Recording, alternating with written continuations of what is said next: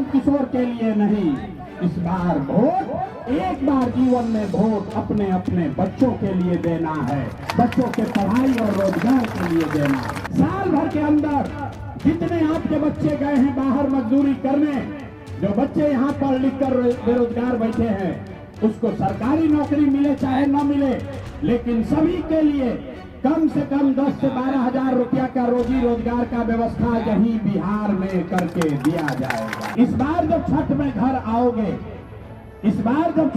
आओगे, तो 10-12 हजार रुपया के रोजी रोजगार के लिए तुमको यहाँ गांव परिवार छोड़कर, बिहार छोड़कर बाहर नहीं जाना पड़ेगा। ये जन सुराज का, जनता के सरकार का पहला वादा है। नीतीश कुमार अभी 400 रुपया का आपको पेंशन के नाम पर भीख दे रहा है। 2000 रुपया मिलने से गरीबी खत्म नहीं होगा। जिसका बच्चा भी 15 साल से कम उम्र का है, जब तक सरकारी स्कूल का दशा नहीं सुधरेगा, आप अपने बच्चे को प्राइवेट स्कूल में, अंग्रेजी स्कूल में भेजिए और उसका खर्चा और फीस सरकार के ओर से भरा जाएगा। जनसुराज के सूत्रधार प्रशांत किशोर जनसुराज उद्घोष यात्रा के तहत 1 दिवसीय दौरे पर भागलपुर पहुंचे, जहां प्रशांत किशोर का बड़ी संख्या में लोगों ने स्वागत किया। जिसके बाद प्रशांत किशोर ने नवगछिया में आयोजित एक जनसभा को संबोधित किया। इस दौरान प्रशांत किशोर ने कहा कि बिहार में अधिकारी और नेता राशन कार्ड बनाने से लेकर जमीन की रसीद काटने तक के लिए रिश्वत ले रहे हैं, जिससे आम लोग परेशान हैं। लेकिन इस बार वोट लालू नीतीश के चेहरे पर नहीं, अपने बच्चों के चेहरे को देख कर दीजिएगा। अपने बच्चों के लिए एक संकल्प लीजिए। जिन नेताओं ने बिहार को लूटा है, जिन नेताओं ने आपके बच्चों को अनपढ़ मजदूर बनाया है, आप यहाँ गर्मी में बैठे हैं, पसीना निकल रहा है, इसी गर्मी में आपके घर का लड़का, आपका पति, आपका बेटा सवांग कहीं किसी राज्य में फैक्ट्री में मजदूरी कर रहा होगा।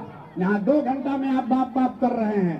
आपके घर के लोग 5000 10,000 रुपया के लिए कहीं अपना हड्डी गला रहे होंगे। तो एक बार जिन नेताओं ने बिहार को लूटा है, आपके बच्चों को अनपढ़ मजदूर बनाया है, एक बार संकल्प लीजिए, चाहे वो आपके जाति का है या धर्म का, आपके दल का है या गांव का, उसको वोट नहीं देना है। हाथ उठाकर बताइए, जिन नेताओं ने बिहार को लूटा है उसको वोट देना है कि नहीं देना है? जो खड़े हैं उनको भी उठाकर हाथ बताना है। भैया हाथ उठाकर बताइए, जिन नेताओं ने बिहार को लूटा है उसको वोट देना है कि नहीं देना है? जोर से बोलिए, देना है कि नहीं देना है? आपके जात का है तो दीजिएगा कि नहीं दीजिएगा? आपके जाति का है तो दीजिएगा कि नहीं दीजिएगा? हिंदू मुसलमान का बात करेगा तो दीजिएगा कि नहीं दीजिएगा? नहीं दीजिएगा, नहीं दीजिएगा ना। और अगर 1000 रुपया ला कर देगा तो दीजिएगा कि नहीं दीजिएगा? मुर्गा भात खिलाएगा तो उसको दीजिएगा कि नहीं दीजिएगा? हम आपको बता रहे हैं, रुकिए, पूरा बात सीख कर जाइए। आकर पैसा देगा, 1000-2000 रुपया देगा, दारू पिलाने का ऑफर देगा, मुर्गा भात खिलाएगा, 1000 रुपया देता है, पैसा लेना है। पैसा लेना है, क्यों लेना है आप समझ जाइए। आप बताइए, पिछला 5 वर्ष में राशन कार्ड में आपसे घूस लिया है कि नहीं लिया है? जोर से बताइए, राशन कार्ड में घूस लगा है कि नहीं लगा है? नाली गली में भ्रष्टाचार हुआ है कि नहीं हुआ है? यहाँ पर खेत के सर्वे में, दाखिल खारिज में, जमाबंदी में पैसा लग रहा है कि नहीं लग रहा है? अरे घरे घर शराब यहाँ बिक रहा है कि नहीं बिक रहा है? महिला लोग बताइए, शराब घरे घर बिक रहा है कि नहीं बिक रहा है? घरे घर शराब बिक रहा है कि नहीं बिक रहा है? सरकारी विभाग में भ्रष्टाचार हो रहा है कि नहीं हो रहा है? हो रहा है ना? तो ये आप ही का पैसा 5 बरस लूट के नेता रखा है। अब आपका समय आया है चुनाव का, उसी पैसवा में से लाकर 1000-2000 देगा। तो जब पैसा दे तो उस पैसे को ले लेना है, और लेने के बाद अब ये संकल्प लीजिए, पैसा लेने के बाद, नेताजी का बात सुनने के बाद जब वोट देने जाना है तो एक ही संकल्प, एक ही मंत्र याद रखना है। इस बार जब वोट देने जाइए तो संकल्प लीजिए, जीवन में एक बार अपने बेटा, अपने भाई प्रशांत किशोर का बात मानिए। इस बार जब वोट देने जाइए तो नेता के लिए नहीं, जाति के लिए नहीं, 5 किलो अनाज के लिए नहीं, नाली गली के लिए नहीं, मंदिर मस्जिद के लिए नहीं, लालू नीतीश प्रशांत किशोर के लिए नहीं, इस बार वोट, एक बार जीवन में वोट अपने अपने बच्चों के लिए देना है, बच्चों के पढ़ाई और रोजगार के लिए देना है कि नहीं देना। वहीं प्रशांत किशोर ने बड़ा दावा करते हुए कहा कि दिसंबर 2025 से 60 वर्ष से अधिक आयु के प्रत्येक पुरुष और महिला को 2000 रुपए मासिक पेंशन मिलेगी। 15 वर्ष से कम आयु के बच्चों को निजी स्कूलों में भी मुफ्त शिक्षा मिलेगी। याद रखिए, इस बार जब आप दिवाली और छठ मनाएंगे, इस बार जब आप दिवाली और छठ मनाएंगे तो आपके गरीबी का, आप बिहार के बदहाली का ये अंतिम दिवाली और छठ होगा। क्योंकि छठ के बाद जब आपके बच्चे इस बार छठ में वापस घर आएंगे, जब आपके बच्चे घर आएंगे, इस बार आपका पति, आपका भाई घर आएगा, तो याद रखिए ये जनता का जब राज बनेगा इस साल छठ के बाद, तो इसका पहला संकल्प है, याद रखिए, नाली गली बने चाहे मत बने, स्कूल अस्पताल जब सुधरेगा तब सुधरेगा, लेकिन साल भर के अंदर जितने आपके बच्चे गए हैं बाहर मजदूरी करने, जो बच्चे यहाँ पढ़ लिख कर बेरोजगार बैठे हैं, उसको सरकारी नौकरी मिले चाहे न मिले, लेकिन सभी के लिए कम से कम 10 से 12 हजार रुपया का रोजी रोजगार का व्यवस्था यही बिहार में करके दिया जाएगा। होना चाहिए कि नहीं होना चाहिए?